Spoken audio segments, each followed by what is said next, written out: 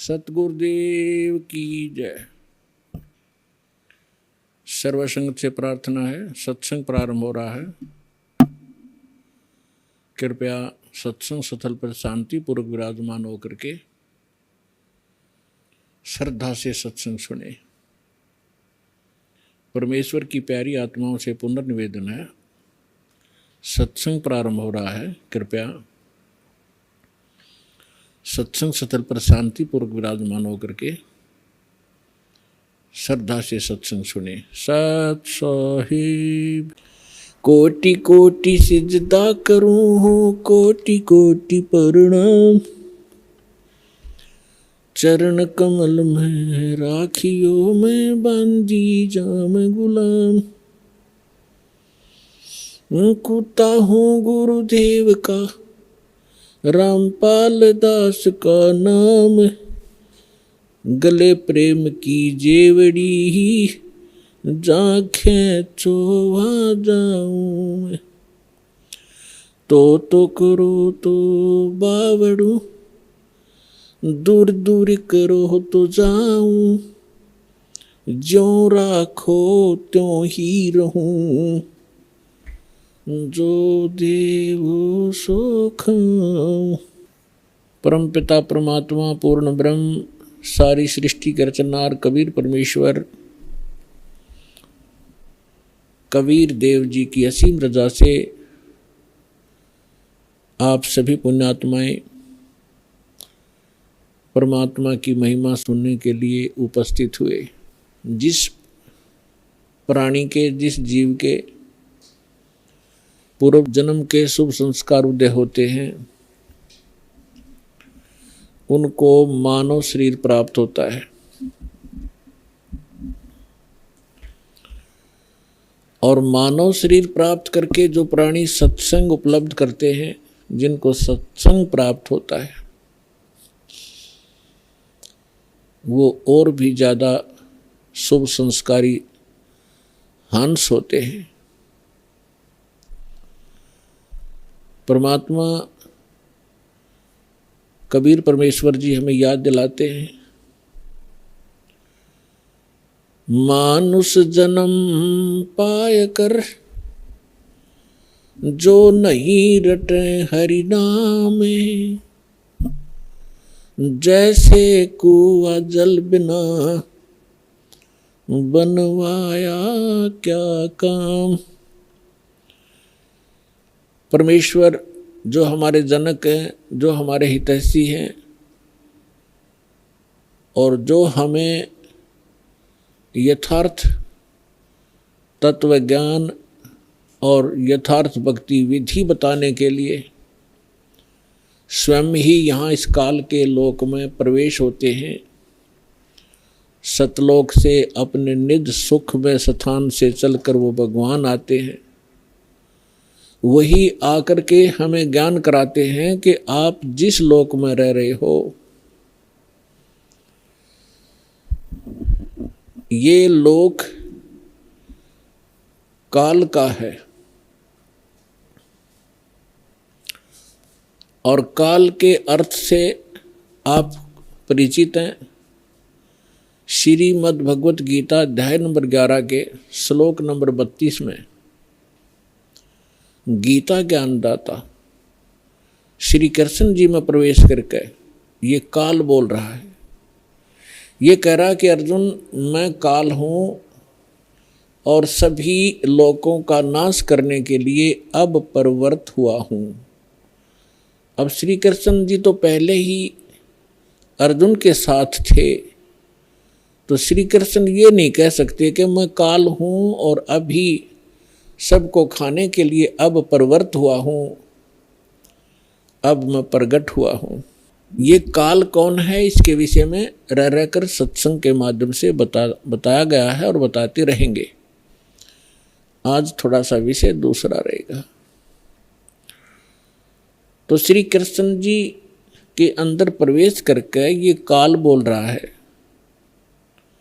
ये खुद कह रहा है कि मैं काल हूँ और सबका नाश करने के लिए प्रकट हुआ हूँ।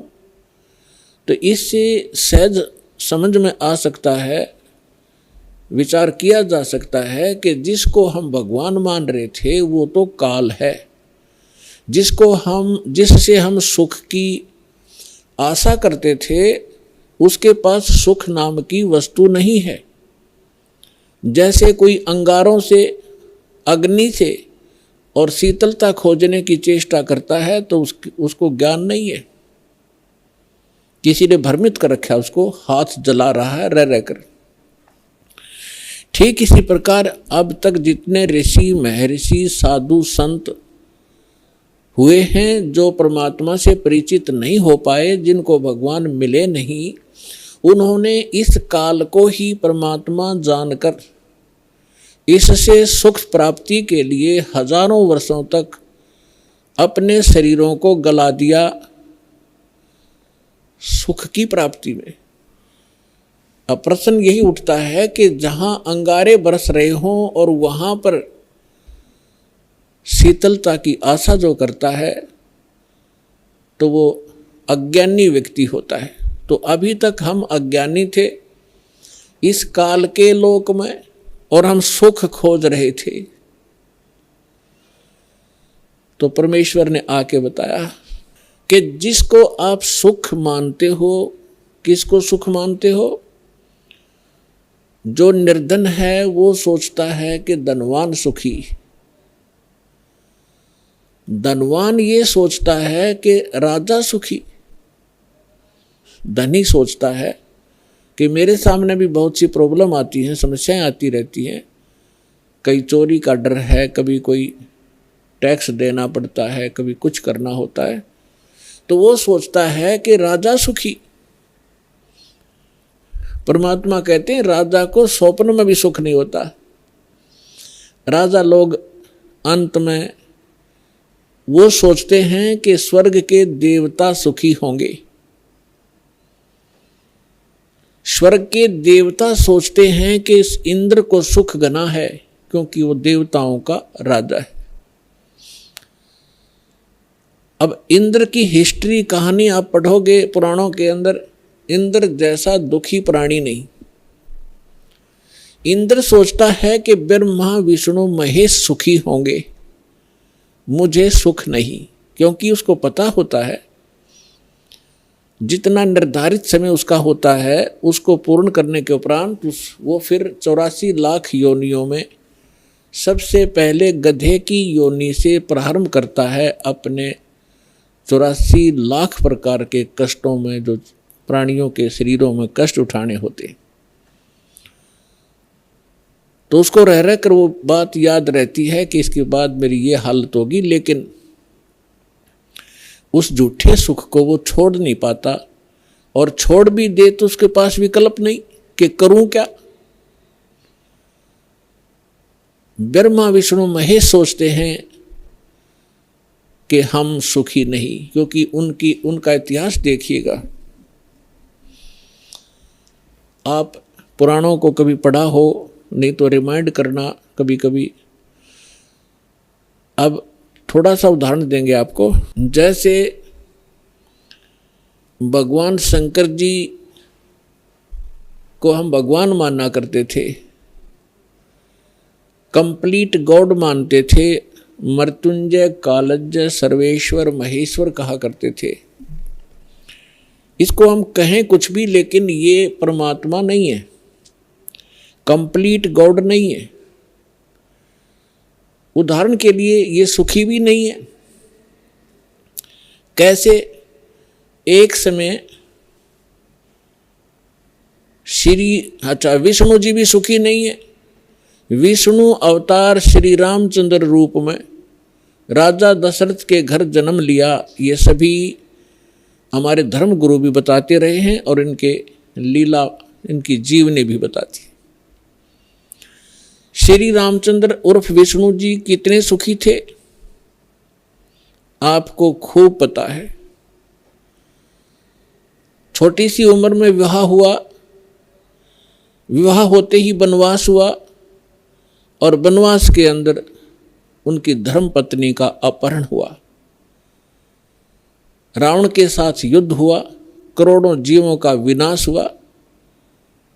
उसके बाद फिर वापस आए, लेकर अपनी धर्म पत्नी सीता जी को घर पे लेकर आए।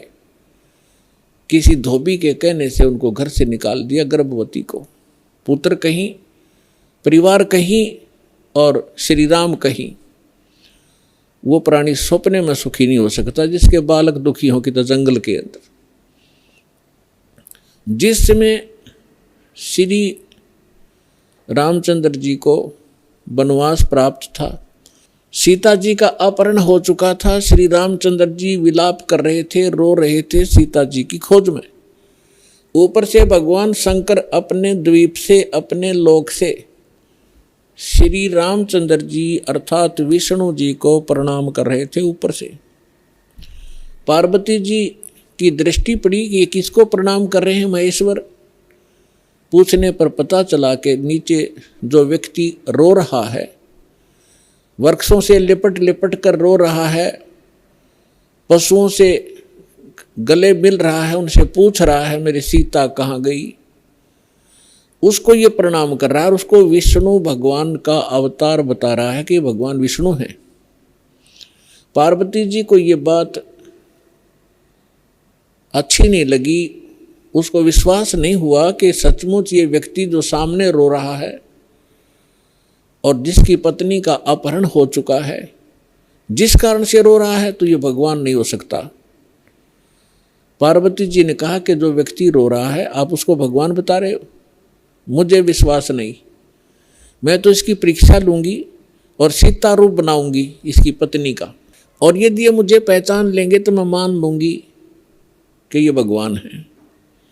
भगवान शंकर ने कहा कि आप सीता रूप मत बनाना, यदि आप सीता जी का रूप बना लोगी तो मेरे काम नहीं रहोगी, मेरी माँ के तुल्य हो जाओगी। मैं आपको एज ए वाइफ स्वीकार नहीं करूँगा। फिर उस समय तो पार्वती जी ने कह दिया कि ठीक है, मैं नहीं परीक्षा लूँगी। भगवान शंकर चले गए इधर उधर सैर सपट्टे को। पीछे से पार्वती जी ने सीता रूप बनाया, श्री रामचंद्र जी के सामने खड़े हो गए। उस समय श्री रामचंद्र जी की दिव्य दृष्टि यानी बुद्धि इस काल भगवान ने खोल दी। अपनी तो पत्नी का पता नहीं उसको कि कौन उठा ले गया, और सामने खड़ी पार्वती को पहचान लिया जिसने बिल्कुल as it is Sita ji का रूप बना रखा था। क्या कहा कि हे दक्ष पुत्री माया, आप भगवान शंकर को कहाँ छोड़ाए। इस बात को सुनकर पार्वती जी लज्जित हुई और कहा कि भगवान शंकर आपको ठीक ही प्रणाम कर रहे थे, मैं आपकी परीक्षार्थ सीता रूप बनाकर आई थी। ये कहकर वो चली गई। अब इस कथा से आपको बहुत से परिणाम निकलेंगे, रिजल्ट निकलेंगे, निष्कर्ष निकलेंगे। एक तो कंसेप्ट यही क्लियर करेंगे कि आपके मन में ये शंका उत्पन्न होगी कि श्री रामचंद्र जी ने पार्वती जी को तो पहचान लिया और अपनी पत्नी के विषय में उसको ज्ञान नहीं, ये कारण क्या है। जिसमें आपको ये कारण समझ में आवेगा तो आप समझो अध्यात्म मार्ग पर चल पड़े। इसका कारण है जैसे गीता अध्याय नंबर 7 के श्लोक नंबर 4, 5 और 6 में ये गीता ज्ञानदाता कहता है कि अर्जुन, यहाँ जितने भी मेरे लोक में जितने भी प्राणी हैं, इनमें बलवानों का बल, बुद्धिमानों की बुद्धि मैं ही हूँ, यानी मेरे ही कंट्रोल में है। जब चाहे इनको ओपन कर दूं, जब चाहे इनको ऑफ कर दूं, जब चाहे मैं इनको ऑन कर देता हूं। उदाहरण के लिए एक समय आपने महाभारत खूब सुना होगा, महाभारत का युद्ध भी सुना है खूब। महाभारत के युद्ध के दौरान अर्जुन ने अपने धनुष के माध्यम से इतना नरसंहार किया था और सूरवीर कहलाए थे। एक तीर से 100 व्यक्तियों को मार डालते थे। वही गांडीव धनुष सुप्रसिद्ध था उसका। जिस समय श्री कृष्ण अर्थात विष्णु जी श्री कृष्ण रूप में देवकी के गर्भ में जन्मे थे, उसके बाद उन्होंने श्री कृष्ण रूप में जो का लीला की थी, जीवन व्यतीत किया था, अंत समय में उनकी मृत्यु एक शिकारी के विषाक्त तीर से हुई थी और पांडवों को उसने वहां बुलाया था। अंत समय में पांडवों से श्री कृष्ण जी ने कहा था कि आप इन सभी औरतों को जितनी द्वारका के अंदर हैं सबको अपने साथ ले जाओ। यहाँ पर यादव कोई बचा नहीं है, क्योंकि दुर्वासा जी के श्राप से इंक्लूडिंग श्री कृष्ण जी यादव कुल पूरा नाश हो गया था। छोटा बालक भी नहीं बचा था। नर यादव जो गर्भ में थे, गर्भवती औरतें थी उनके गर्भ में थे, उसके बाद ये वंश पुनः चला है। और कहा था कि आप इनको वहाँ ले जाओ अपने राज्य में, यहाँ पुरुष रहा नहीं, यहाँ के और लोग इनकी बेइज्जती करेंगे, सताएंगे, आप इनको ले जाना। तो श्री कृष्ण जी के आदेशानुसार अर्जुन सभी गोपियों को, द्वारका की स्त्रियों को साथ लेकर आ रहा था। रास्ते में भीलों ने, जंगली लोगों ने उनको घेर लिया। अर्जुन उनसे लड़ने की तैयारी करने लगा, उसके हाथ से गांडीव धनुष उठा नहीं और खड़ा खड़ा देख रहा, थर थर कांप रहा है योद्धा। भीलों ने उसको पीटा, औरतों के गहने तोड़ दिए, कुछ औरतों को घसीट ले गए। अर्जुन खड़ा खड़ा कांपता रहा। उस समय अर्जुन श्री कृष्ण जी को कोस रहा था, 100 गालियां दे रहा था कि कृष्ण तूने सदा ही हमारे साथ धोखा ही धोखा किया है। जब मुझसे नरसंहार कराना था, युद्ध करवाना था महाभारत का, उस समय मेरे अंदर शक्ति भर दी। एक तीर मारूं था 20 मरे थे। आज वही अर्जुन और वही धनुष, आज मैं इसकी प्रत्यंचा नहीं चढ़ा पा रहा हूं। तो यहां परमात्मा कहते हैं कि जो इस रोग की जड़ है उसका तुम्हें पता ही नहीं। तुम तो श्री कृष्ण को कोस रहे हो। ये काल है जो 21 ब्रह्मांड का स्वामी है। श्री ब्रह्मा, श्री विष्णु, श्री शिव जी के पिता हैं। ये है यहाँ के सारे दुख की मूल।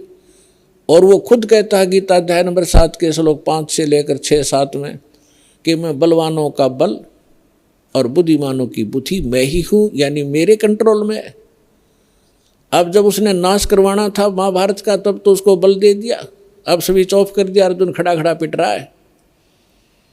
ठीक इसी प्रकार श्री रामचंद्र जी को कि वहाँ तो बुद्धि खोल दी कि ये सीता नहीं है, पार्वती है। अपनी पत्नी का पता नहीं, उसको उठा कौन ले गया, ऑफ कर दी फिर बुद्धि उसने।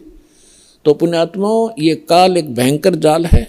जब तक आप इसको नहीं समझोगे, ना भक्ति कर सकते, ना यहाँ से निकलने की चेष्टा कर सकते।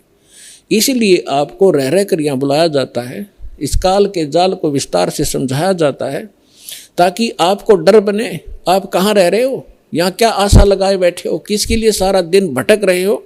एक कोठी बनाऊंगा, एक बंगला बनाऊंगा, कार लूँगा, लड़का बड़ा अफसर बन जाएगा। कल मृत्यु हो जाती है लड़के की या पिता की। आप देख रहे कितने दुर्घटनाएं होती हैं। पीछे केदारनाथ के अंदर हजारों की संख्या में सपरिवार मारे गए ऐसे लोक में, और आप सुख खोज रहे हो। परमात्मा आके हमें बताया करते थे। तो भगवान परमेश्वर ने आके हमें बताया कि इसका एक विकल्प है। वो स्थान न्यारा है, वो भगवान न्यारा है जो कभी दुख नहीं देता। आप अंगारों में और शीतलता खोज रहे हो, आप काल के लोक में सुख खोज रहे हो।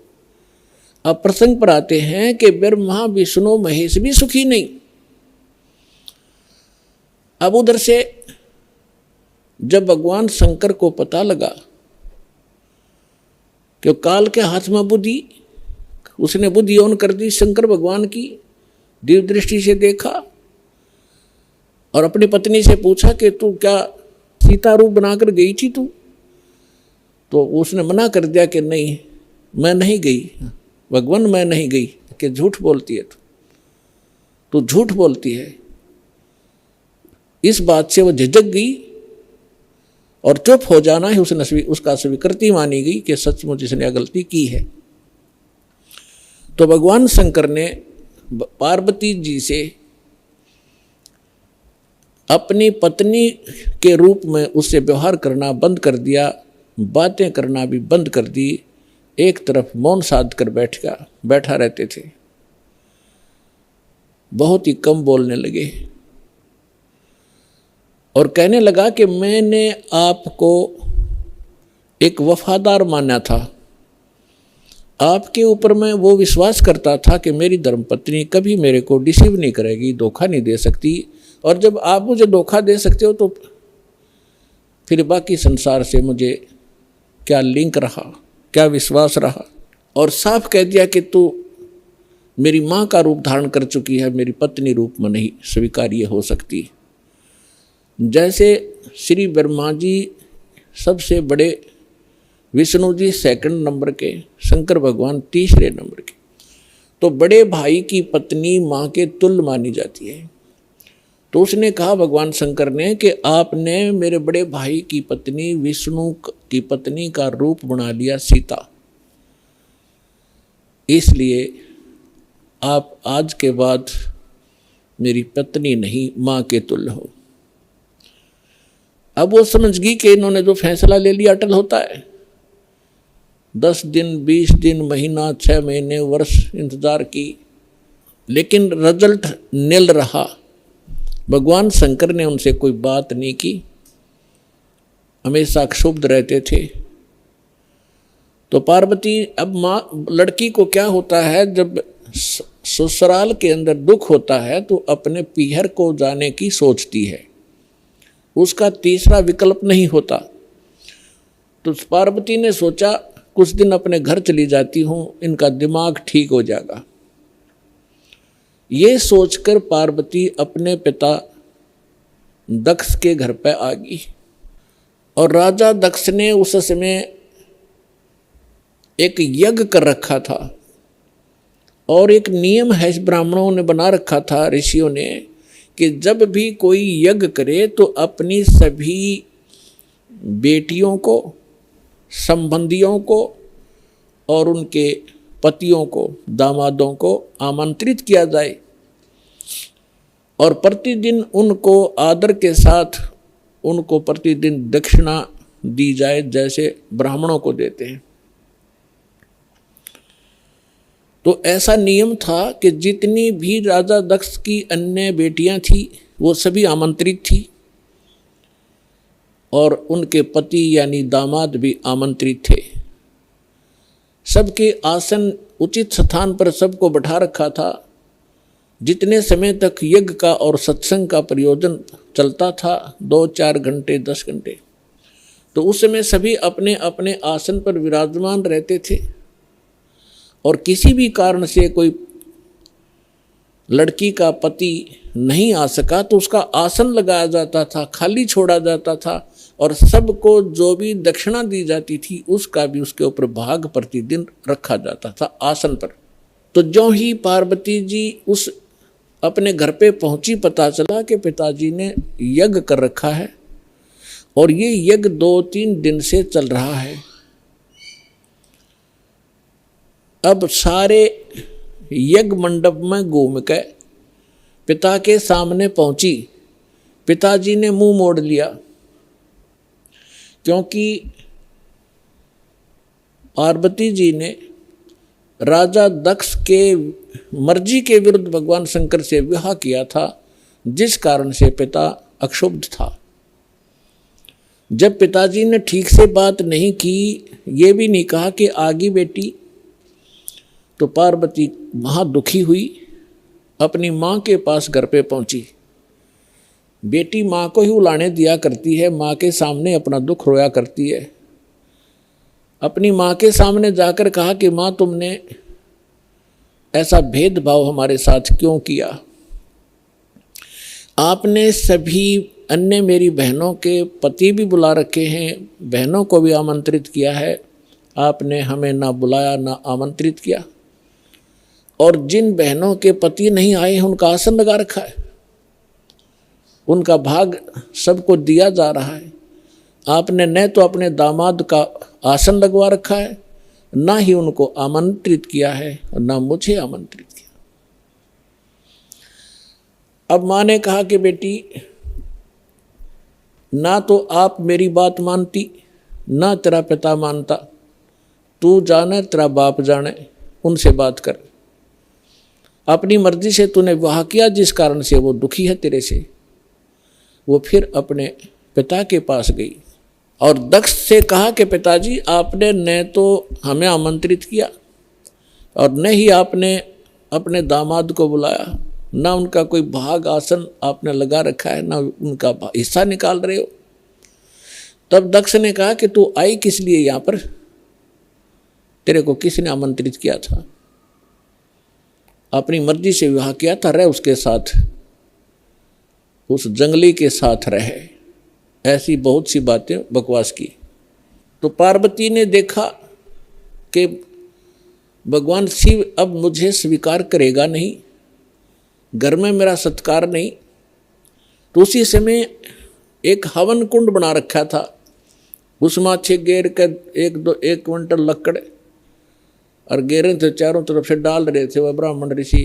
घी पूरा बकड़ बड़ा था, पूरी लो लकड़े थी उसमें।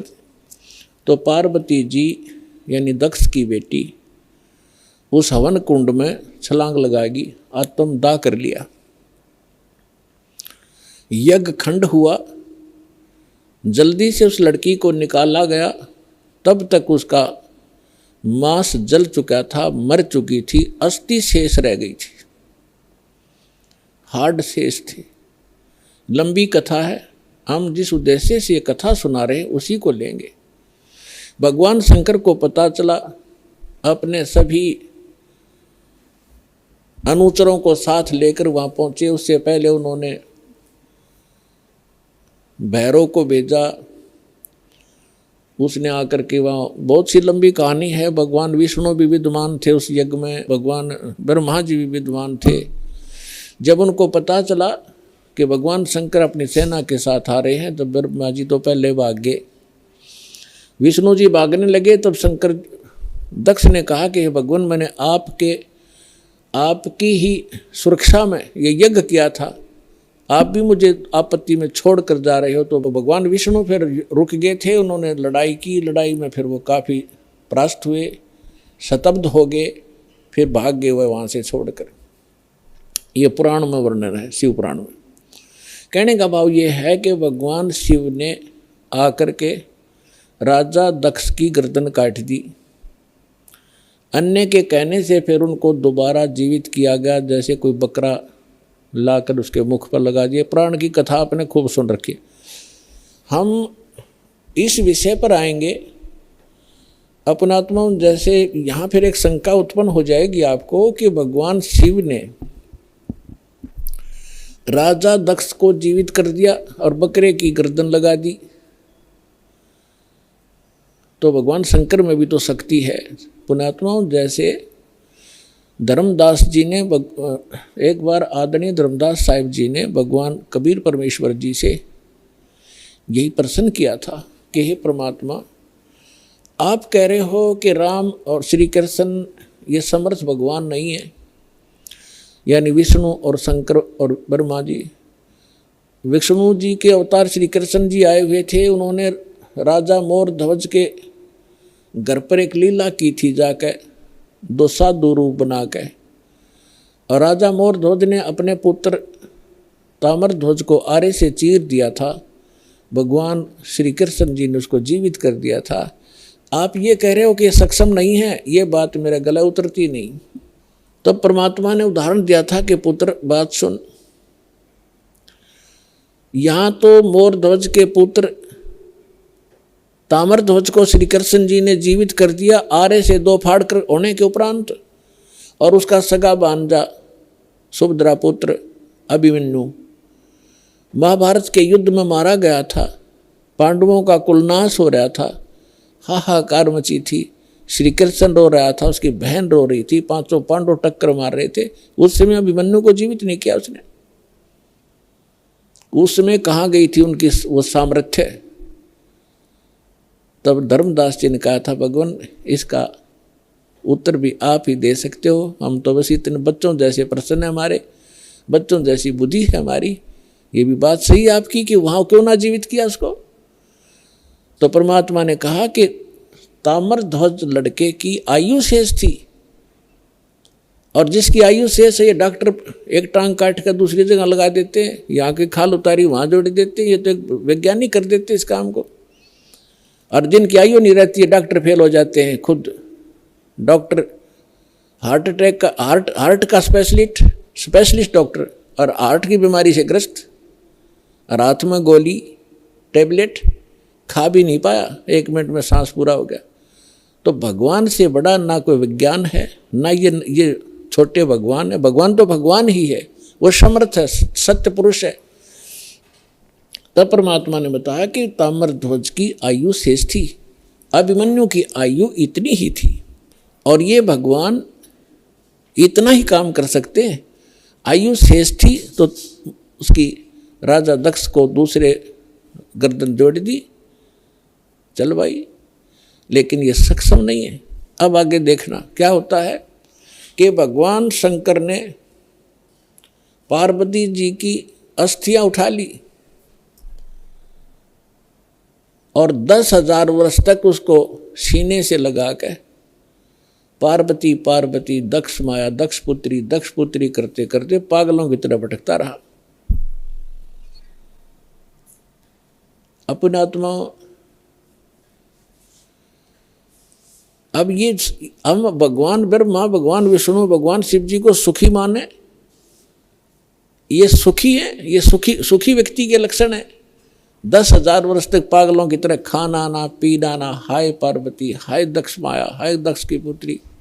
तो हमारे पास ज्ञान का टोटा था, जिस कारण से हमने प्रत्येक को भगवान और समर्थ मान लिया। देखो ऐसा नहीं कह रहा दास, ना मेरे भगवान ने कहा कि ब्रह्मा विष्णु महेश बिल्कुल यूजलेस है, ये जितने सक्षम हैं, जितनी इनकी सामर्थ्य है उतना बताया है। जैसे एक स्टेट का, प्रांत का मंत्री होता है, और उस मंत्री को, प्रांत के मंत्री को कोई प्रधानमंत्री मान रहा है, तो वो भूल है उसकी।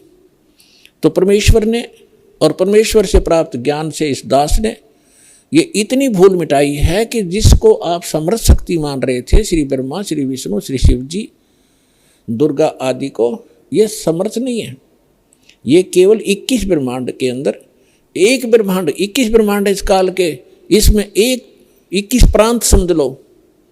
एक प्रांत में ये एक एक विभाग के मंत्री हैं। रजोगुण विभाग के ब्रह्मा जी, सतोगुण विभाग के विष्णु जी, तमोगुण विभाग के शंकर जी, बस इतने मालिक हैं ये।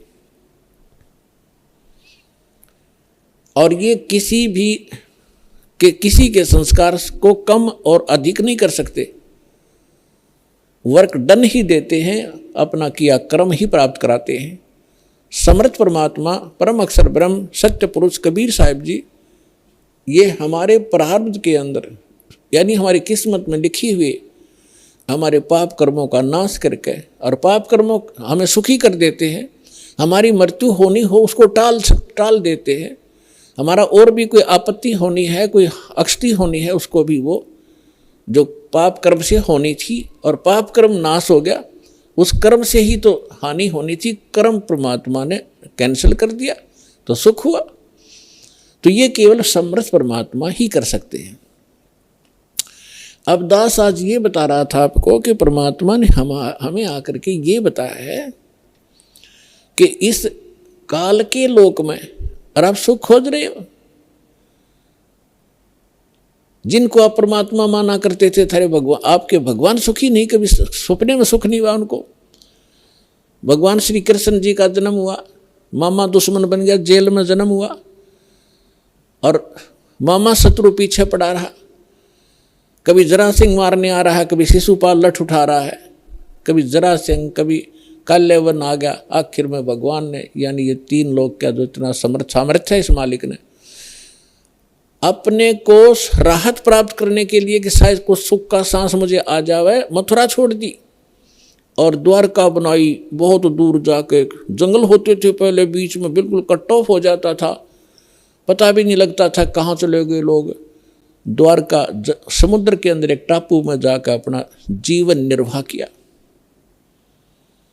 और अंत कैसा हुआ श्री कृष्ण जी का? अब भगवान सूक्ष्म वेद में बताते हैं, एक समय द्वारका के किनारे, द्वारका की बनी में, एक तो होता जंगल, एक होती है बनी, यानी स्मॉल फॉरेस्ट, छोटा जंगल जो गांव के नगर के आसपास होता है, उसको बनी बोलते हैं। तो वहां बनी में जाकर दुर्वासा ऋषि बैठ गए और दुर्वासा ऋषि के विषय में बहुत प्रसिद्धि थी, उसका बड़ा बोलबाला था, वेल नोन हो रहे थे कि भूत भविष्य और वर्तमान के वे पूर्ण ज्ञाता है। और उस समय यादव 56 करोड़ हो गए थे संख्या में, 56 करोड़ द्वारका के अंदर रहने वाले। और भगवान श्री कृष्ण जी ने कुछ एक ऐसे शरारती तत्वों को मार डाला था जिस कारण से वो हीरो पाक गए थे। प्रत्येक के हृदय में ये हो गया था कि इनसे ताकतवर पृथ्वी पर कोई नहीं, जिस कारण से यादव अभिमानी हो गए थे। वो साधु संतों की जो सत्कार करना भी छोड़ गए थे, उनके साथ बदतमीजियां करना शुरू कर दिया था। इसी बहम में उनका वो टाइम आ गया नाश होने का। अहंकार पुण्यात्माओं कोय कर लियो, अंत में उसको बहुत भारी चोट लगेगी। जीव ही रहना चाहिए, जीव को अपनी औकात का पता लगा रहना चाहिए ताकि वो आधीन बनकर रहे। आधीनी के पास है पूर्ण ब्रह्म दयाल, मान बड़ाई मारियो बेअदबी सिरकाल। विभीषण का भाग बडेरा, दासा तन आया तिसनेरा, दासा तन आया विश्वे बीसा, अर्ता को लंक देई बख्शीसा। ये उदाहरण देकर समझा रहे हैं परमात्मा के अधीन व्यक्ति के साथ भगवान होता है, और यहाँ के जो झूठे मूठे सुख हैं वो भी उस अधीन और भक्त को ही प्राप्त हुआ करते हैं। रावण ने कितनी भक्ति की, सिर भी काट कर चढ़ा दिए, लेकिन अभिमान नहीं गया। जिस लंका को वो रखना चाहता था उस लंका को से भी हाथ धोना पड़ा अंत में उस अहंकारी प्राणी ने, और एक अधीन बनकर भगवान की भक्ति करता था। परमात्मा आए हुए थे, मुनिंद्र नाम से आए थे त्रेता युग में, जब मंदोदरी और विभीषण परमात्मा के शिष्य हुए थे।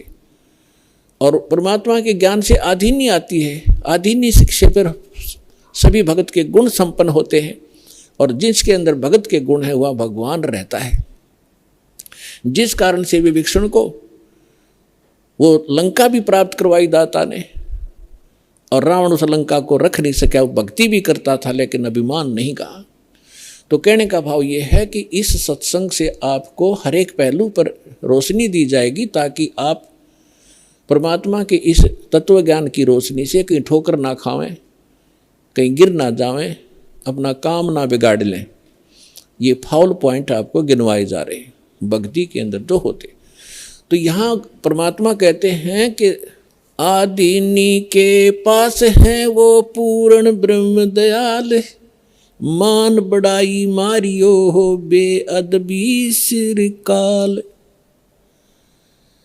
विभीषण का भाग बडेरा, के बड़भागी था विभीषण, के दासा तन आया तिसनेड़ा, कि उसके पास आधीनी आई। विभीषण का भाग बडेरा, दासा तन आया तिसनेरा, दासा तन आया विश्वे बीसा, जाको लंक दई बख्शीसा। ऐसा दासा तन है भाई, लंक बख्शते वार न लाई। फिर परमात्मा कहते हैं कि उस नम्र आत्मा विभीषण भगवान की सतभक्ति करता था, तो यह झूठा सुख भी अगर तुम्हें चाहिए तो भी इस तरीके से मिलेगा। अधीन रहो, जब तक रहो आपको सुख का सांस रहेगा और फिर मोक्ष प्राप्त हो जाएगी। अब हम आते हैं उसी प्रसंग पे कि यादव सभी भगवान श्री कृष्ण जी की आड़ में अहंकारी हो गए, साधु संतों का सत्कार त्याग दिया, उनके साथ मजाक करने लगे। तुम क्या हो, तुम भटकते फिरते हो जंगल में, हैं, अपना कोई धंधा करके क्यों नहीं खाते हो, इस तरह की भाषा बोलने लगे। उस समय दुर्वासा जी उस बनी में जाकर बैठ गए, द्वारका के बाहर थोड़ी सी दूरी पे। और द्वारका के अंदर इस बात की एक ऐसी रूमर चली, चर्चा का विषय बना कि एक महापुरुष आए हैं दुर्वासा जी, बड़े पहुंचे हुए संत हैं और भूत भविष्य और वर्तमान की सब जानते हैं। श्री कृष्ण जी के पुत्र प्रद्युम्न और उसके साथियों ने मिलकर एक कुबद सूझी, उन्होंने एक फैसला लिया कि भाई ऐसे सुन रहे हैं कि ये दुर्वासा जी बड़े पहुंचे हुए महापुरुष हैं और भूत भविष्य की सारी जानते हैं, इसकी परीक्षा लेते हैं। उन्होंने क्या किया कि प्रद्युम्न को, श्री कृष्ण जी के पुत्र को, एक स्त्री का स्वांग करवा दिया, स्त्री के कपड़े बना दिए और एक गर्भवती स्त्री का स्वांग बना दिया। पेट के ऊपर एक कढ़ाया, जैसे छोंक छांक लाने की छोटी सी कढ़ाई हुआ घर में रसोई में, एक छोटी सी कढ़ाई पेट का बांध दी और ऊपर के उसका लोगड़ बांध दिया रुई सी, फिर कपड़ा बांध दिया और ऊपर के और ताले कपड़े पड़ा दिए और मुंह ढक लिया, घूंघट काट के चल पड़ी।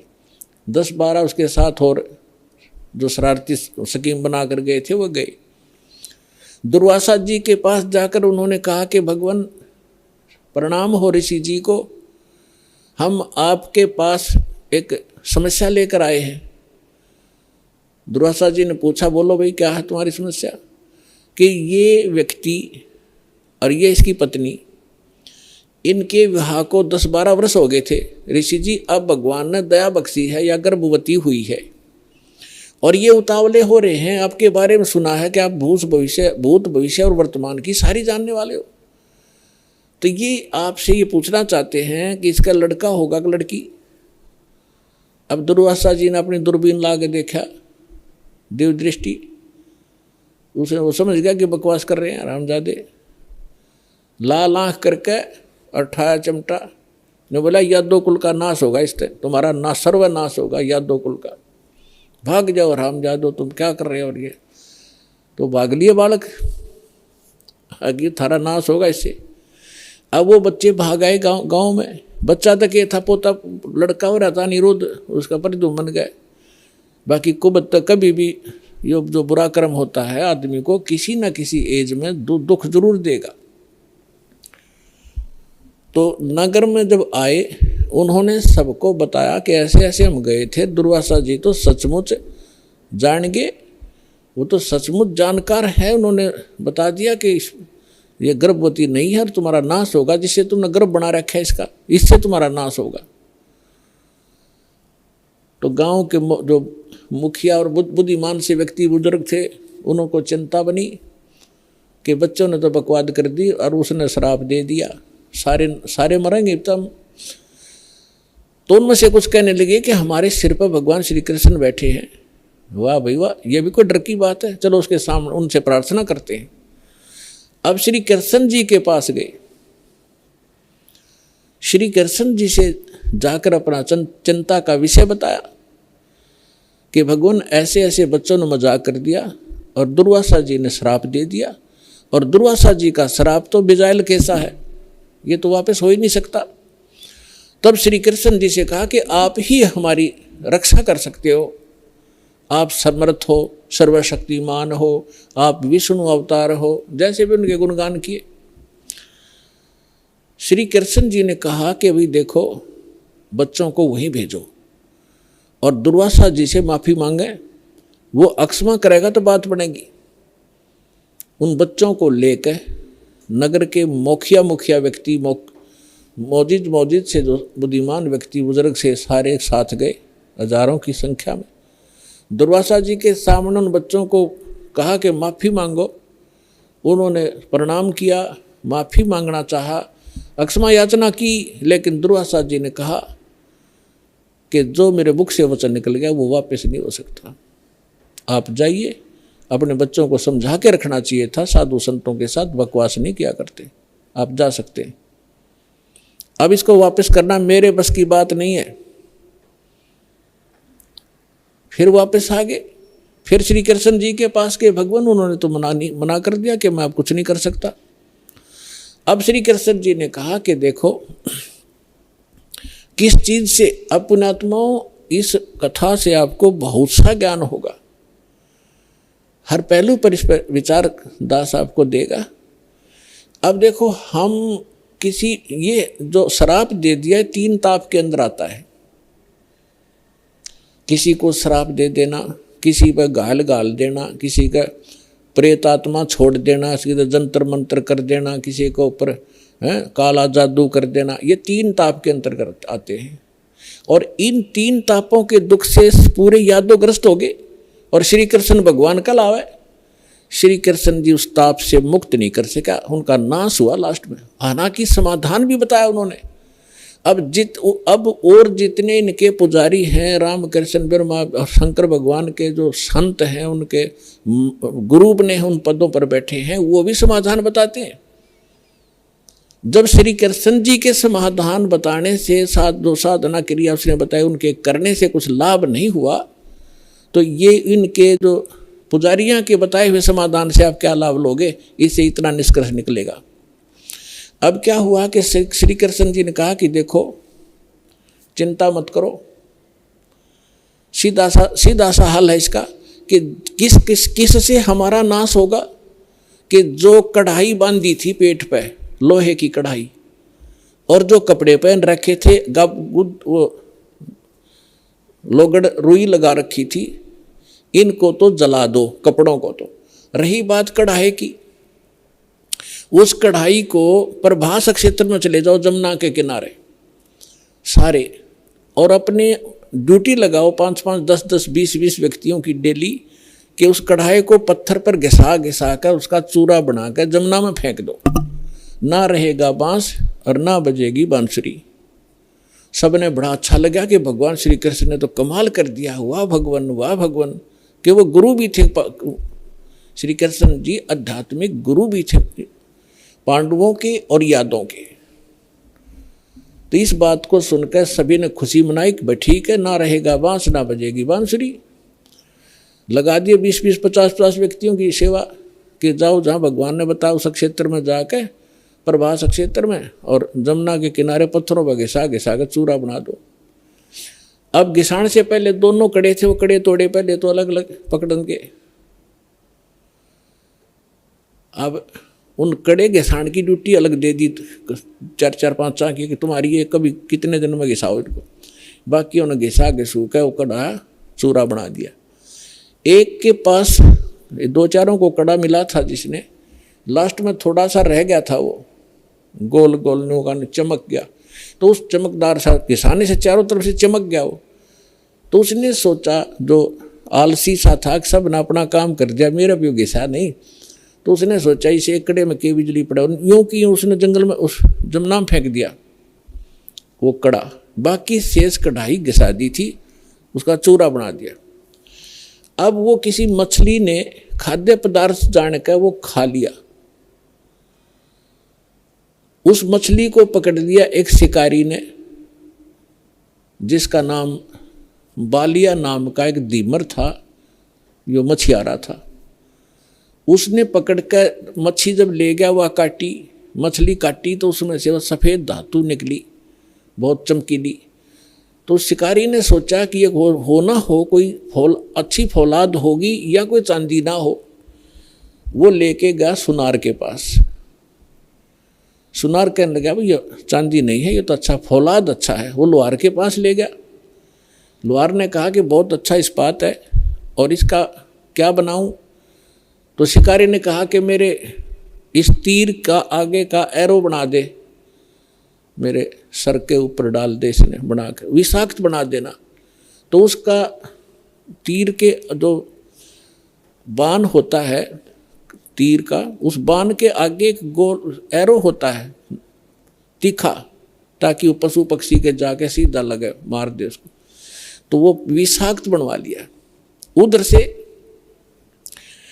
कुछ दिनों के बाद उधर से जिन्होंने वो चूरा फेंका था जमुना में, उसका घास उग गया, जैसे डाब कुश, जैसे कुश होती है ना, कुशा की तरह, और जैसे ईख देखा हो, ईख जैसे पत्तों का, और तेज धार के पत्ते उसके, जैसे आपने, हमें मालूम है कि जैसे कई बार डाब होती है जिसको कुश बोलते हैं, कुशा, उसके इतने तीखे पत्ते होते हैं, उंगली का लपेटा आ जाए तो उंगली काट देता, वो आधे से ज़्यादा काट देता, आधी, इतने तेज पत्ते होते हैं। लेकिन वो तो दुर्वासा के श्राप से शापित था, वो एक ऐसा घास उग गया। उधर से क्या हुआ, कुछ दिनों के बाद, 1 वर्ष 2 वर्ष 4 वर्ष के बाद क्या हुआ, आपस में द्वारका के अंदर झगड़े शुरू हो गए। छोटे बड़े की लाज रही नहीं, थोड़ी सी बात पर मार काट मचा दी, थोड़ी सी बात पर कत्लेआम करने लग गए। फिर गांव के लोग पहले धार्मिक बहुत होते थे, अभी तक हुआ करते थे, गांव के अंदर कोई भी आपत्ति होती थी साधु संतों से उसका विकल्प, उसका समाधान चाहा करते थे कि किसी तरह शांति हो नगर में। तो उनके पास तो श्री कृष्ण ही थे final, first and final, last and final. Shri Krishna ji के पास गए, श्री कृष्ण जी से बताया कि भगवान पता नहीं नगर में क्या बढ़ गया, क्या घुस गया नगर के अंदर, कोई किसी की बात सुनने को तैयार नहीं, बड़े छोटे की लाज रही नहीं, जरा सी बात होती है लट्ठम लट्ठा कत्लेआम होने लगे। भगवान कोई दया बख्शो, कोई समाधान बताओ इसका।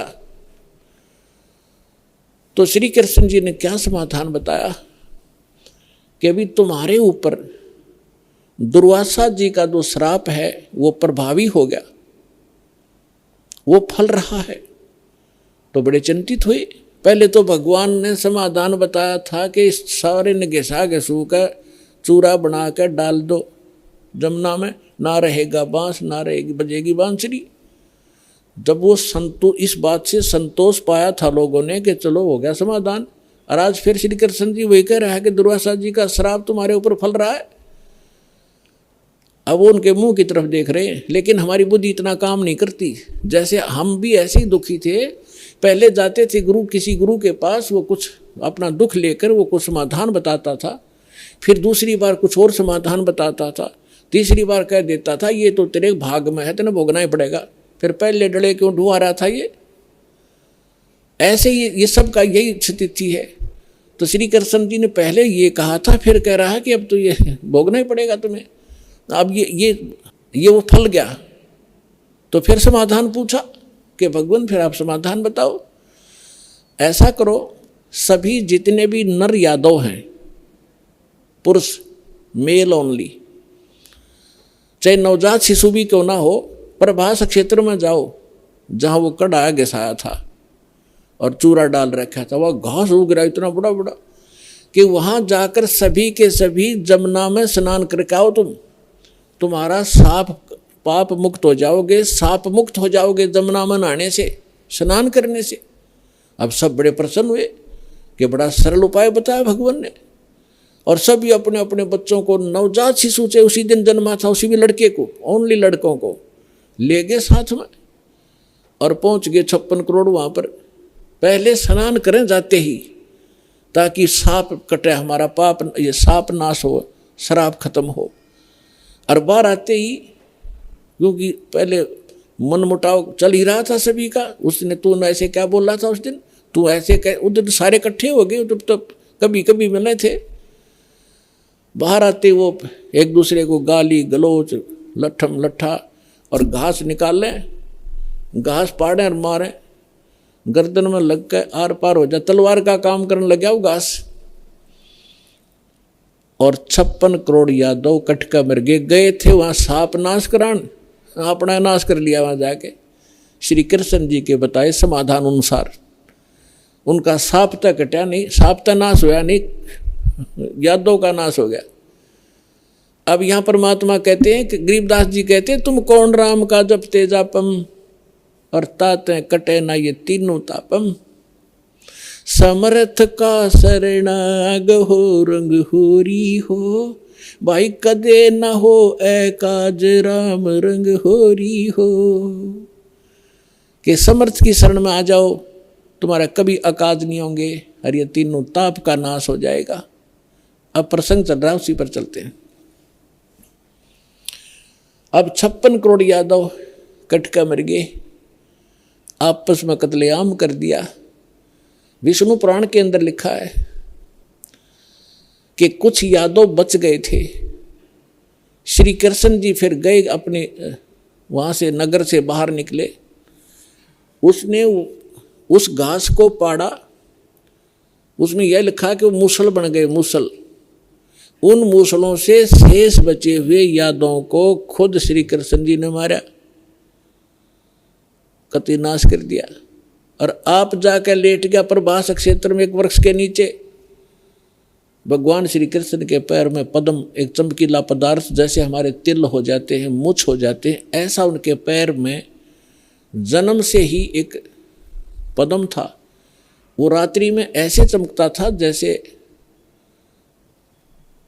50-100 वाट का बल्लभ चस्या करे जगह, और दिन के अंदर भी उसकी चमक सी बनी रहती थी। तो श्री कृष्ण जी एक वृक्ष के नीचे, सारा जब उनका नाश हो लिया, रेखे को खुद मार कर शेष बच्चों को, और बैठ लेट गया उस वृक्ष के नीचे, पैर पे पैर रख के। पैर घुटने पर दूसरा पैर रखा हुआ था, पद्म वाला पैर ऊपर था, वो चिमक रहा था। और वृक्ष की जो चारों तरफ जो टहनियाँ थी झुकी हुई थी, झुरमट सी बनी हुई थी। और वो शिकारी जिसने उस कढ़ाई के कड़े का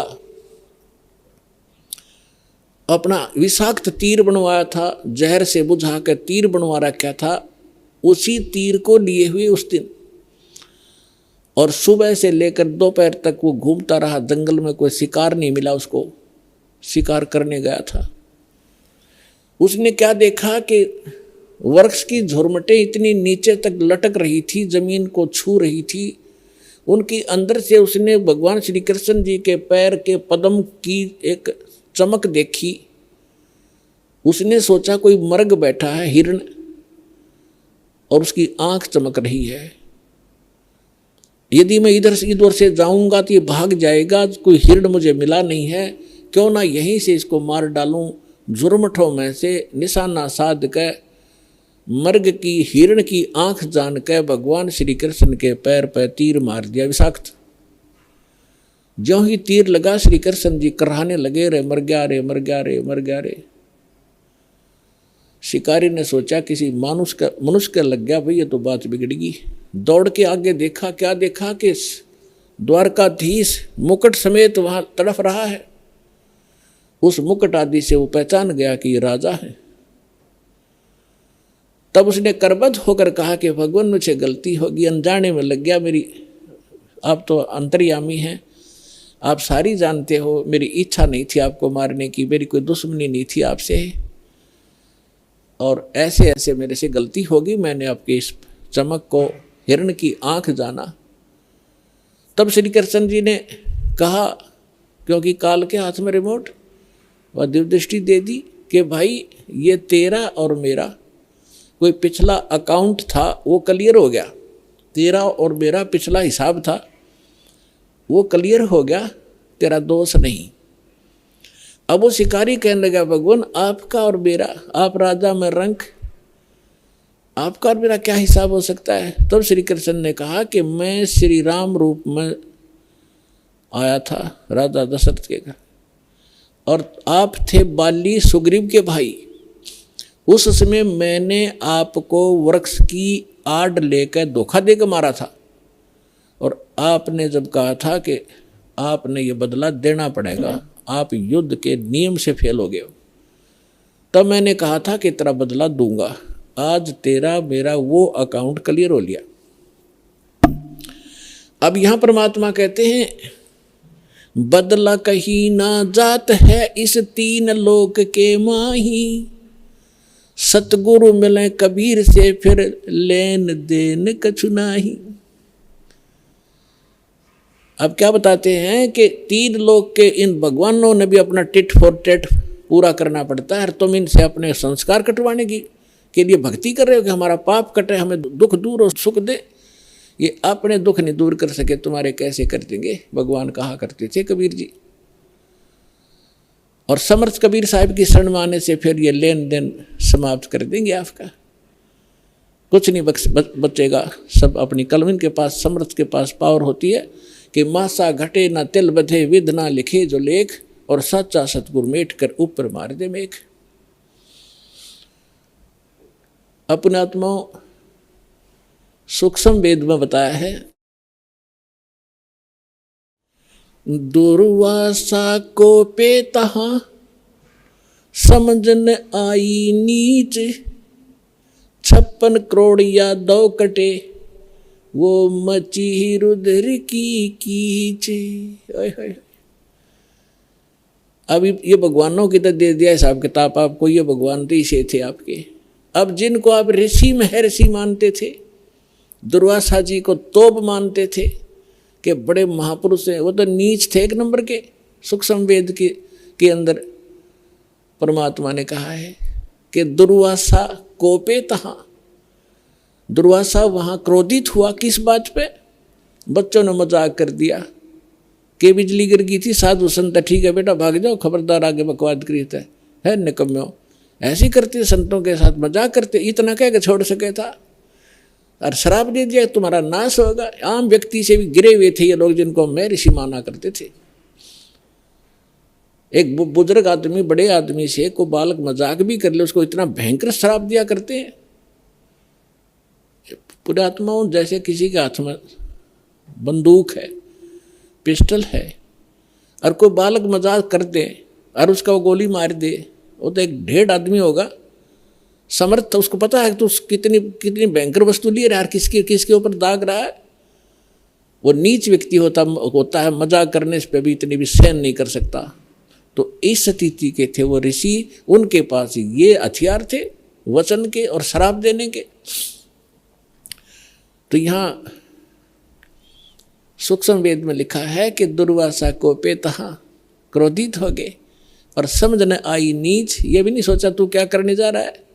और 56 करोड़ या 2 कट गए, और वह मची रुद्र की कीच, यानी रक्त की 11 माच की, खून की 11 मच की। 56 करोड़ आदमी जहाँ लाश हो जाए और नदी बह कर चल पड़े खून की, रक्त की। तो यहाँ पुण्यात्माओं, ना तो ये भगवान समर्थ जिनको हम पूजा करते, ना ये ऋषि एक अन्य के जिनको ज्ञान ही नहीं था, इनको ये नहीं पता भगवान कौन है। अब ये भगवान के लिए निकले थे घर से, साधना करेंगे, भक्ति करेंगे। अंगारों से शीतलता की खोज करने लगे। अंगारों पर चलने के अभ्यस्त हो गए। थोड़ी आँच को भी हम, थोड़ी ही आग को, आँच को हम सुख मान रहे। झूठे सुख को सुख कहे, ये मान रहा मन मोद, ये सकल चबीना काल का, कुछ मुख में कुछ गोद। परमात्मा क्या कहते हैं? भाई तन दर सुखिया कोई न देखा, जो देखा सो दुखिया हो। उदय अस्त की बात करे मन, सबका किया विवेका हो, सबका किया विवेका हो। तन दर सुखिया कोई न देखा, जो देखा सो दुखिया हो। उदय अस्त की बात करे मन, सबका किया विवेका हो, सबका किया विवेका हो। भाई घाटे बाधे सब जग दुखिया, के गृहस्थी बैरागी हो। घाटे बाधे सब जग दुखिया, के गृहस्थी बैरागी हो। सुख देव ने दुख के डर से, गर्भ में माया त्यागी हो, गर्भ में माया त्यागी हो। तंदर सुखिया कोई न देखा, जो देखा सो दुखिया हो। उदय अस्त की बात करते हैं, मन सबका किया विवेक का हो, सबका किया विवेक का हो।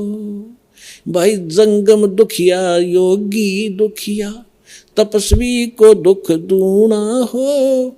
जंगम दुखिया योगी दुखिया, तपस्वी को दुख दूना हो। आशा तृष्णा सब में व्यापे, कोई महल न सुना हो, कोई महल न सुना हो। तन दर सुखिया कोई न देखा, जो देखा सो दुखिया हो। उदय अस्त की बात करते हैं, मन सबको किया विवेक हो, सबका किया विवेक हो। भाई साच कहूँ तो जग न माने, पर झूठ कही ना जाई हो।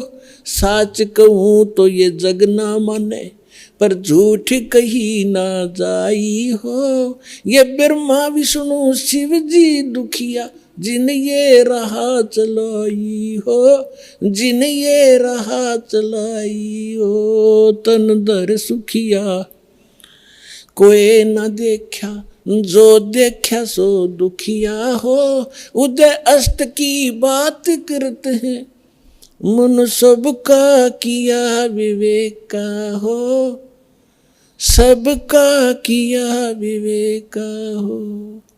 भाई सूरपति दुखिया भूपति दुखिया, रंक दुखी बपरीती हो। सूरपति दुखिया भूपति दुखिया, रंक दुखी बपरीती हो।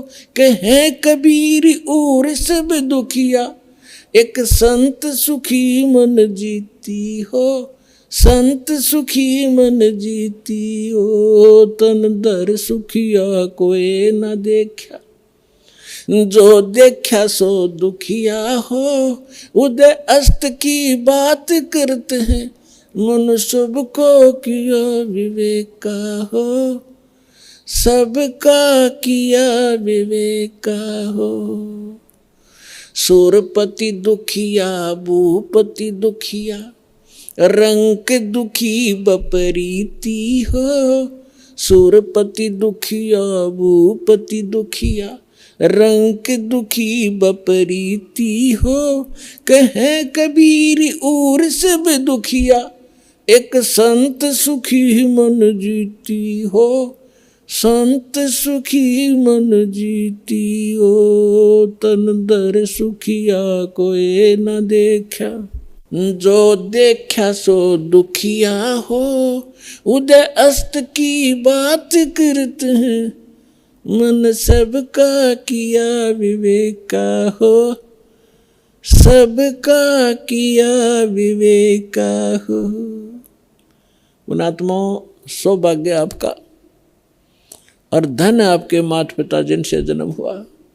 आपको वो अनमोल वचन सुनने को मिल रहे हैं जो इन ब्रह्मा विष्णु महेश को भी छींट भी नहीं लगी थी इस ज्ञान की, जो आपके ऊपर वर्षा कर दी भगवान ने। कभी सीडी के माध्यम से, कभी सत्संग के माध्यम से, कभी चिप के माध्यम से परमात्मा आपकी आत्मा पर वर्षा कर रहे हैं। और इस ज्ञान से एक बार परिपूर्ण हो जाना, आप देखना फिर भगवान यहाँ भी सुख देगा और सतलोक में जाओगे जहाँ कभी मृत्यु नहीं होती, कभी वृद्ध अवस्था नहीं आती, किसी चीज़ का अभाव नहीं वहाँ पर। अब जो प्रसंग चल रहा है, जिस लोक में आप रह रहे हो ये अंगार बरस रहे हैं, और जहाँ अंगार थोड़े से कम हैं, हल्की आग वाले, हम उनको सुख मान बैठे हैं। अब क्या बताते हैं कि घाटे बाधे सब जग दुखिया, और के गृहस्थी बैरागी हो।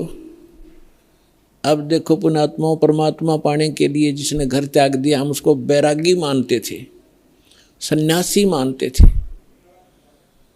अब वो बैराग प्राप्त करना और सन्यासी होना हमने कहाँ से ग्रहण किया, कौन से ग्रंथ से प्राप्त किया हमने ये ज्ञान? श्रीमद् भगवद गीता अध्याय नंबर 3 के श्लोक नंबर 4, 5, 6, 7 में स्पष्ट वर्णन किया है कि अर्जुन, यदि तू काम छोड़कर कर्म सन्यासी बन गया, जंगल में जा बैठा, तेरा निर्वाह कैसे होगा, पेट कैसे पालेगा तू? इसलिए तू काम भी कर और भक्ति भी कर। फिर ये कहाँ से लाए, जंगल में घर छोड़ कर चले गए, जंगल में जाकर सुख होगा? जंगल में कैसे सुख होगा, वन में?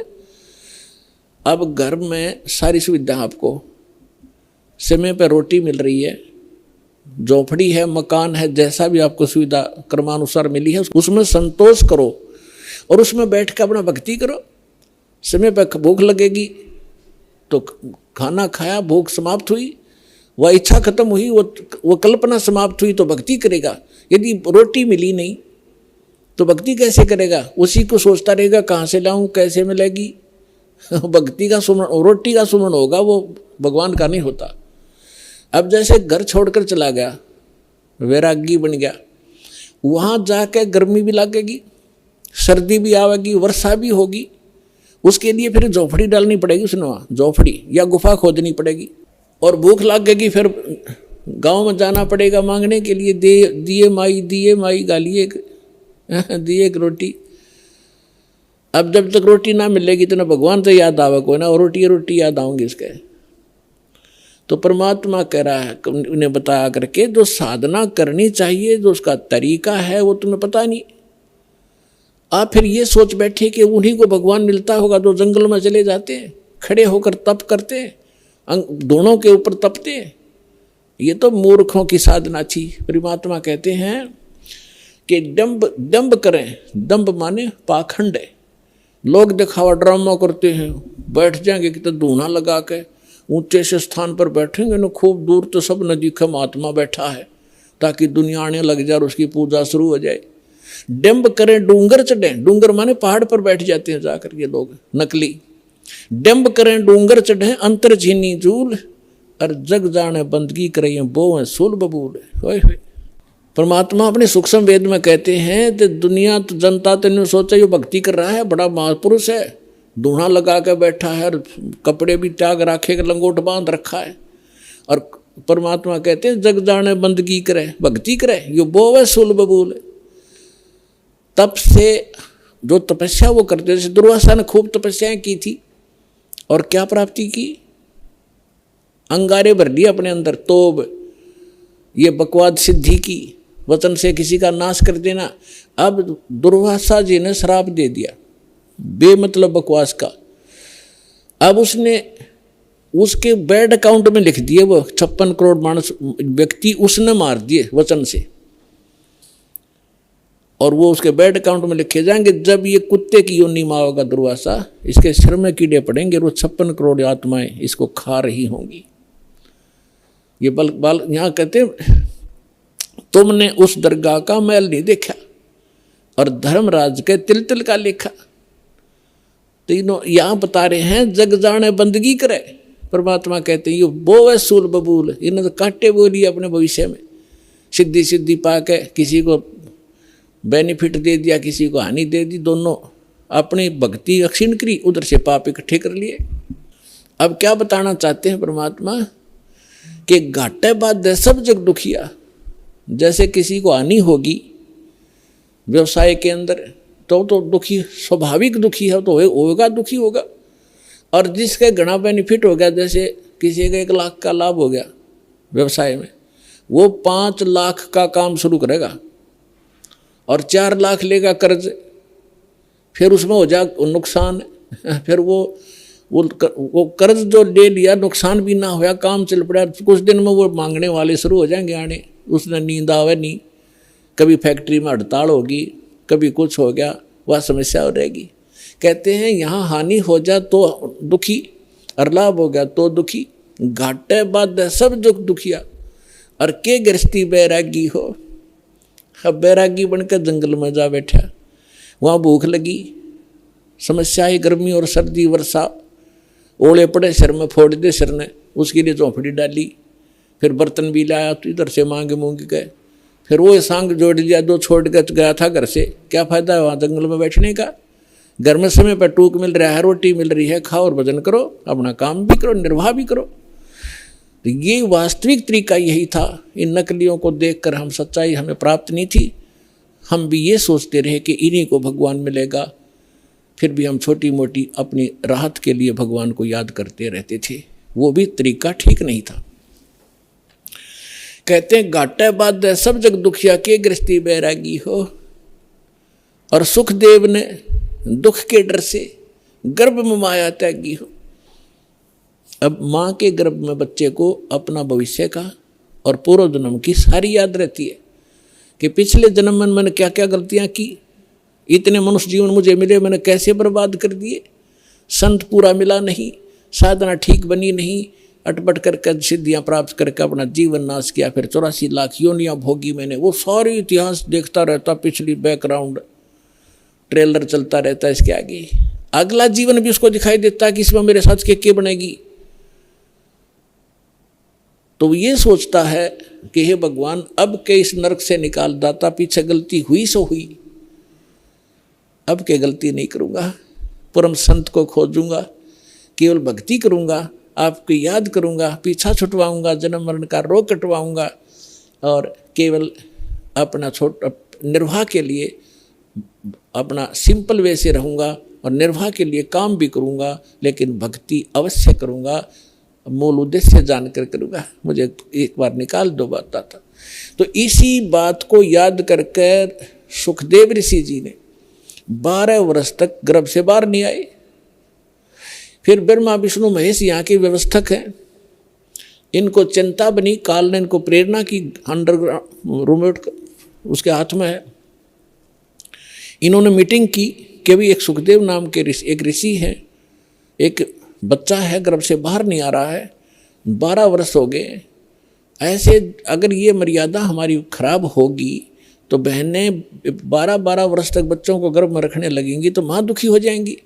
बच्चा तो 9 महीने मुश्किल से हो जाता है इन बहनों को, माताओं को गर्भ में रखना। तो उन्होंने सोचा भी चलो वो ऋषि आत्मा है, उससे प्रार्थना करते हैं, उसी को कहते हैं, उसको मनाते हैं।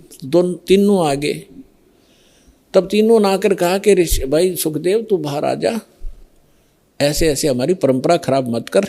तब उसने कहा कि भगवान बाहर आते ही आपकी त्रिगुणमयी माया से ये जीव इतना अंधा हो जाता है, इसको भूत भविष्य का कुछ याद नहीं रहता,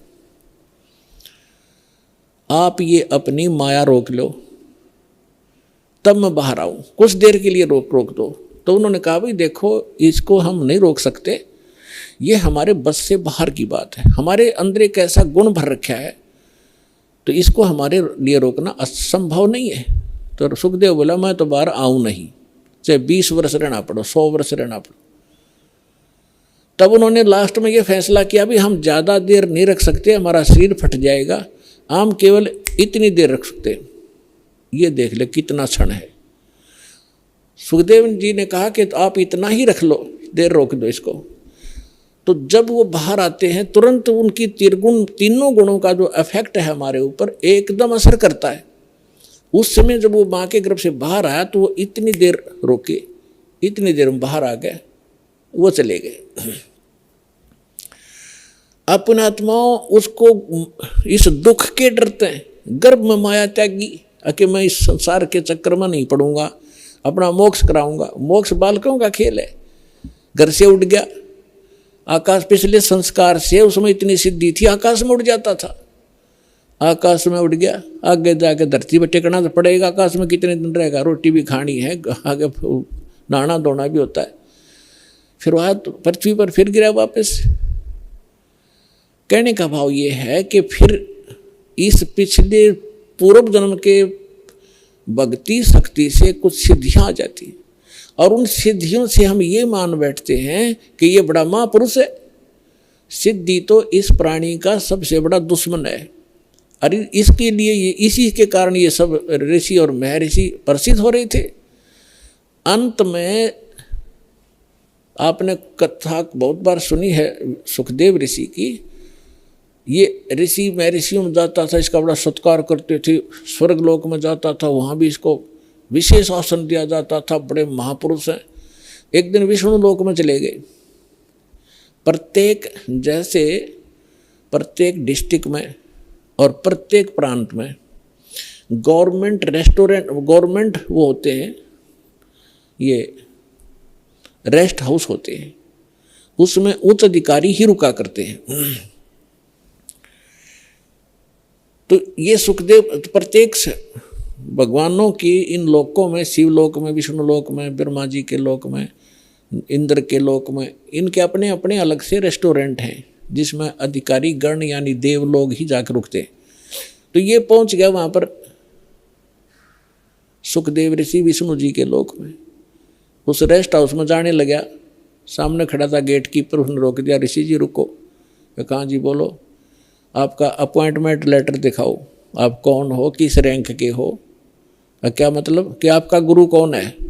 कि मेरा कोई गुरु नहीं, मुझे गुरु की क्या आवश्यकता है, तो मेरे पास इतनी पावर है, ऐसी शक्ति है। बोला जी ऐसे नहीं, इस रेस्ट हाउस में वही आ सकता है जिसके पास जिसका अपॉइंटमेंट हो रहा हो। और कहने का भाव यह है कि जो कोई अधिकारी हो, गुरु जिसने धारण कर रखा हो, और गुरु भी मान्यता प्राप्त हो, नकली गुरुओं से भी अलाउड नहीं आना, नकली गुरुओं के भक्ति करके गुरुओं से। तो ऋषि सुखदेव ने काफ़ी उनके साथ जख मारा, लेकिन उन्होंने फाइनल कर दिया कि नहीं, विष्णु जी का आदेश है। तब ऋषि ने सोचा था, सुखदेव ऋषि ने, कि विष्णु जी बड़े खुश होंगे मेरे तय, मैं ऐसी भक्ति की हुई है और वो भगत बछल है। तो सुखदेव ऋषि ने कहा कि विष्णु जी से बात कराओ मेरी, तुम मुझे क्यों नहीं जाने दे रहे हो। तो वो पहरेदार गए विष्णु जी के पास, बाकी वहीं खड़ा रहा एक दो, कि भगवान ऐसे एक ऋषि आए हैं, सुखदेव नाम बता रहा है, और वो जिद कर रहा है इस स्वर्ग के अंदर रेस्टोरेंट में जाने का, रेस्ट हाउस के अंदर जाने की। तो विष्णु जी ने पूछा फिर आपने मना क्यों किया? कि उन्होंने बताया कि उनका गुरु नहीं है, कोई निगुरे है, वो अधिकारी नहीं है, और आपका आदेश है कि जो निगुरा व्यक्ति हो, जिसका गुरु नहीं हो, इसमें अलाउड नहीं है। आदेश दो भगवान, क्या आदेश है आपका? कि बिल्कुल ठीक है, नहीं जाना चाहिए। अब वो जिद कर रहा कि मैं भगवान से बात करके ही वापस जाऊंगा, नहीं तो यही बैठूंगा। तो भगवान विष्णु ने आए बाहर। अब ऋषि जी ने सोचा तो यूं था कि विष्णु जी बड़ी शाबाशी देंगे मेरे को, और ये सोच रहा था कि पहरेदार गेट कीपर ये मुझे जानबूझ कर हरास कर रहे हैं, विष्णु जी तो आते मुझे सीने से लगाएंगे, भगत वत्सल भगवान हैं, सतो गुणी हैं।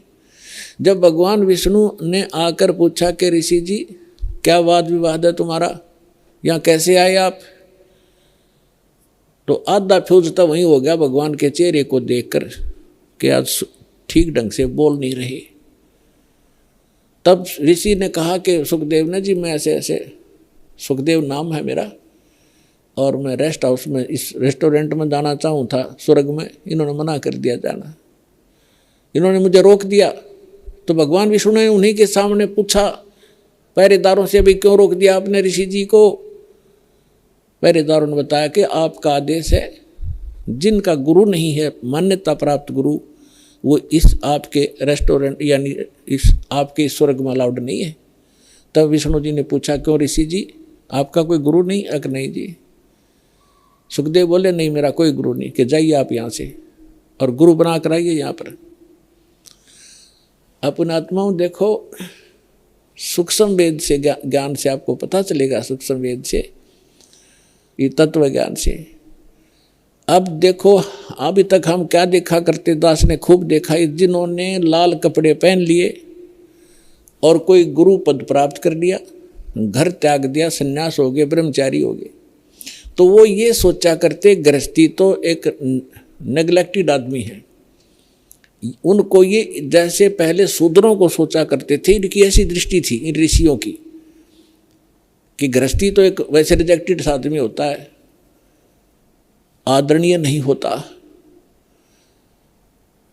अब सुखदेव ऋषि ने कहा कि जी मैं किसको गुरु बनाऊं,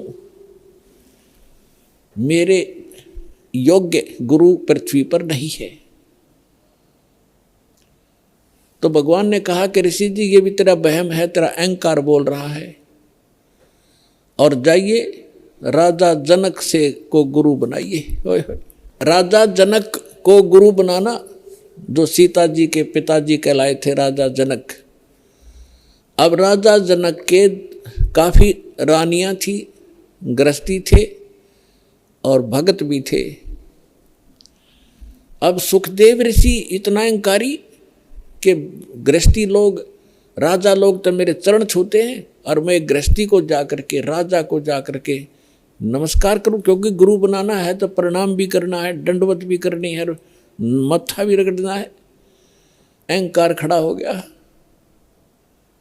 वहां से तो आ गया, लेकिन वो दूसरे स्वर्ग में, कोमन स्वर्ग है इंद्र का लोक, उसमें ये चला जाता था।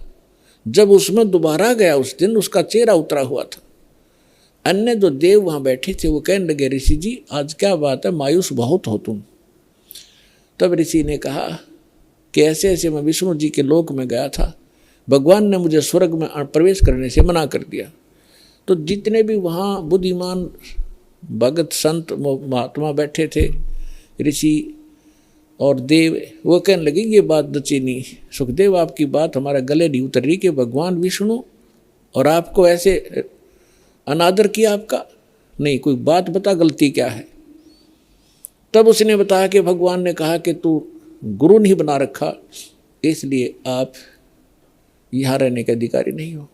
तब उन महापुरुषों ने जो वहाँ बैठे थे बुद्धिमान, उन्होंने कहा कि सुखदेव आपका कोई गुरु नहीं है? कि नहीं मेरा कोई गुरु नहीं है, धिक्कार है तेरे जन्म को। सभी ने एक स्वर में बोला जो बुद्धिमान होते, क्या करेगा तू इस मिट्टी का, ये बैटरी चार्ज है तेरी, कुछ दिनों में खत्म हो जाएंगी ये सब सिद्धियाँ, और कीड़े मकोड़े की पशुओं की योनि में जाएगा, गधा बनेगा, गुरु धारण करना पड़ेगा। और फिर दूसरा भगवान ने कह दिया, फिर अग्रम अग्रम कैसी भले आदमी, जब भगवान विष्णु ने कह दिया उसको, तो उसी को तुम भगवान मानते हो, तो उसी ने कह दिया गुरु बना, और फिर भी तेरे अंदर ये अगर मगर है तो काहे का तू ऋषि है। तब वहां क्या कहता है वो भाई, राजा जनक गृहस्थी भाई, कैसे शीस निभाऊं जाई। सुखदेव बोले ज्ञान विवेका, हम स्त्री का मुख नहीं देखा। देख कहाँ अड़गी काल की आंट, अड़ंगा कहाँ डालिया उसने, कि राजा जनक गृहस्थी भाई और कैसे शीश निभाऊं जाई।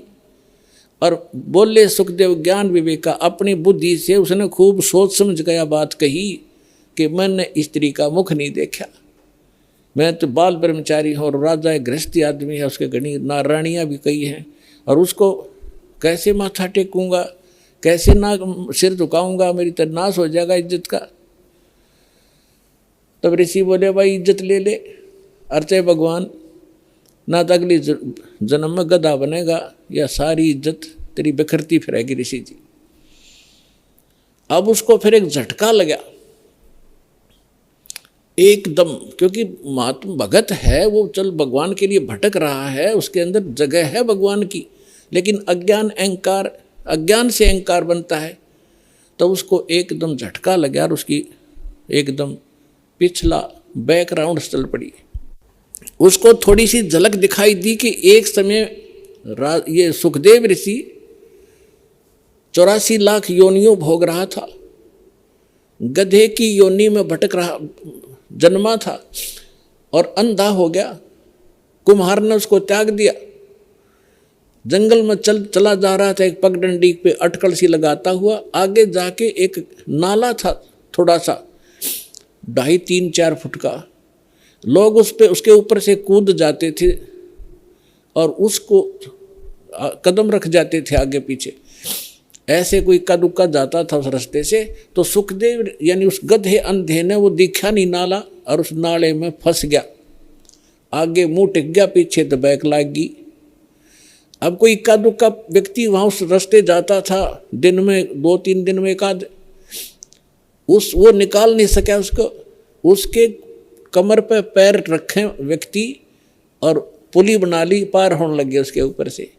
तो उसको वो घटना याद आई और 10-15 दिन हफ्ते 10 दिन वो भूखा प्यासा वहाँ मरा। वो उसके सामने वो चक्कर काटने लगी वो घटना। तब राजा जनक से जाकर दीक्षा ली। ये लंबी कहानी है, फिर कर बताएंगे। तो यहाँ परमात्मा कहते हैं भाई घाटे बाधे सब जग दुखिया, के गृहस्थी बैरागी हो। सुखदेव ने दुख के डर से गर्भ में माया त्यागी हो। गर्भ में माया त्यागी हो। अब यहाँ तो ये बताना चाहा है कि तुम तो इस छोटे मोटे सुख को ही मान रहे हो, और उस महापुरुष ने तो गर्भ में पता लग गया था भयंकर दुख होगा मेरे ऊपर, और उसने गर्भ भी त्याग दिया, परमात्मा के लिए भटक भी रहा था, फिर वो अहंकार हो गया उसके अंदर और कुछ नहीं बनना था। जो भी थोड़ा बहुत उसको प्राप्त होना था, राजा जनक से उपदेश लेकर विष्णु तक की भक्ति की उसने। अब क्या बताते हैं परमात्मा कि इन साधनाओं से और इनके ज्ञान से आपको पता भी लग गया, तो समाधान कंप्लीट ना होने से फिर दुख ज्यों का त्यों। और जो हम साधना बताने जा रहे हैं, इसके करने से ये रोग कटेगा, सदा के लिए सुख होगा। सुखदेव ने 84 भुगती बना पजावे खरवो, तेरी क्या बुनियाद परणी तू पेंडा पंथ पकड़वो। क्या बताना चाहते हैं भगवान कि सुखदेव ऋषि ने 84 भुगती, 84 लाख योनियों में कष्ट उठाए ऐसे महापुरुष ने, और बिना पुजावे खरवो, खर माने गधा, पुजाओ माने कुम्हार के उस सिस्टम पर, और तेरी क्या बुनियाद प्राणी तू पेंडा पंथ पकड़वो, कि अब तेरा क्या औकात है। जब से ऋषियां की विरन मट्टी हुई साधना के करने से, अब हम जो पेंडा मार्ग पंथ, जो वे ऑफ वर्शिप, पूजा का मार्ग तुझे बता रहे, इसको ग्रहण करो, इससे लाभ होगा। फिर क्या बताते हैं कि जंगम दुखिया जोगी दुखिया, तपस्वी को दुख दूना हो, आशा तृष्णा सब में व्यापे, कोई महल ना सुनो हो, कोई महल ना सुना हो। जंगम दुखिया, योगी दुखिया, तपस्वी को दुख दूना हो। तपस्वी क्या करता है, एक जन्म में घोर तप करता है, अगले जन्म में राजा बनता है, तप से राज मदमानम, और जन्म तीसरे शुक्र सवानम, अगले जन्म में गधा बनता है राजा तीसरे जन्म में। एक पहले जन्म में तप किया, शरीर खूब दुखी किया, अगले जन्म में राजा बन गया, राजा महादुखी होता है, सपने में सुख नहीं होता यहाँ के राजा को। अब आपको बता ही दिया, कहते हैं तपस्वी को दुख दूना हो, पहले तपस्या करने में दुख, और फिर राज करे, सपने में भी नींद नहीं आती, रात को भी नींद नहीं आती, गुटी ला के पड़े रात में राजा, ये छोटे मोटे सुख। अगले जन्म में गधे की योनि में जाएगा तीसरे, तप से राज मदमानम, और जन्म तीसरे शुक्र सवानम, कुत्ता और गधा बनता है। ये दुर्वासा की कथा आपको सुना दी, उसने हजारों वर्ष तप किया, ये डले डोए, ये प्राप्ति की, नाशकरण की साधना कर ली। इसी प्रकार फिर बताते हैं कि साच कहूँ तो जग नहीं माने, पर झूठ कही ना जाई हो, ये ब्रह्मा विष्णु शिव जी दुखिया, जिन ये राह चलाई हो, जिसने यहाँ इस जन्म पालन और मृत्यु का जो ये मार्ग चला रखा है, ये तीनों दुखिया। फिर क्या बताते हैं कि भूपति दुखिया, यानी पूरी पृथ्वी का शासक भी दुखिया, सुरपति दुखिया, भूपति दुखिया। सुरपति इंद्र वो महादुखी, और रंक दुखी बपरीती हो, और गरीब आदमी तो वैसे स्वाभाविक दुखी, रंक दुखी बपरीती हो। ये तो या तो रीत है कि गरीब वही दुखी रहे, सारी आपदाएं गरीब आया करती हैं। जो सत भक्ति नहीं करता, जो सत भक्ति नहीं करता गरीब, और जब भक्ति सही मिल जाती है, कबीर साहब कहते हैं, कहें कबीर और सब दुखिया, एक संत सुखी मन जीती हो, संत सुखी मन जीती हो। संत हो, परम भक्त हो, परम संत से दीक्षा लेकर के, और फिर जैसे संत बताते हैं, जो परम संत होगा, सतगुरु मिले तो इच्छा मेटे, पद मिल पदे समाना, चल हंसा उस लोक पठाऊं, जो आदि अमर अस्थाना। अब क्या बताते हैं कि सतगुरु मिलेंगे तो यहाँ की इच्छाएं समाप्त करवाओगे सबसे पहले, कि किसके लिए तू सारा जीवन नष्ट कर रहा है, इन कोठी और बंगलों के लिए। 1 मिनट में मृत्यु हो जाती है, जोड़ा जाड़ा सारा छोड़कर गधा बनकर घूम रहा होता है।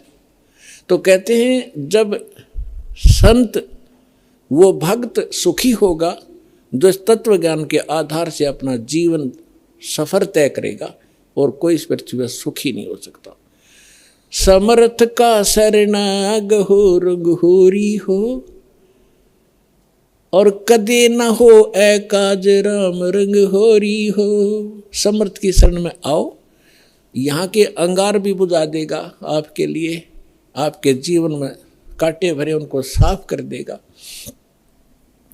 और आपको यहाँ भी सुख देंगे, सतलोक में ले जाएंगे, आपका पूर्ण मोक्ष कराएंगे। पुणात्माओं, आप इतनी दूर से आते हो और किस लिए? एक एक अक्षर को ज्ञान ध्यान से सुना करो। जैसे एक अच्छे विद्यार्थी होते हैं, प्रत्येक अक्षर का प्रत्येक शब्द घोट लिया करते हैं, एक अक्षर को भी नहीं जाने देते कहीं हम फेल ना हो जाए। तो इस प्रकार आपको परमात्मा ने इतना समय दिया है, कितनी दूर से आपको लेकर आए हैं। करे करावे साइया मन में लहर उठा, दादू सर्जर जीव के आप बगल हो जा। भगवान ही आपको लाता है, आपको प्रेरणा करता है, आपके 100 कामों को सेट कराता है, तब आपको यहाँ ला। पता नहीं काल आन नहीं जाए आपको, ना जाने कहाँ धक्के खुआवा सारा दिन और मृत्यु को प्राप्त हो जाए उसे डरे ढो ढो के। ये मालिक की मेहर आपके ऊपर, आपको परमात्मा यहाँ लाते हैं, अपनी अमर कथा सुनने का थोड़ा सा समय निकलवाते हैं। इसको ध्यान से सुना करो। सत साई।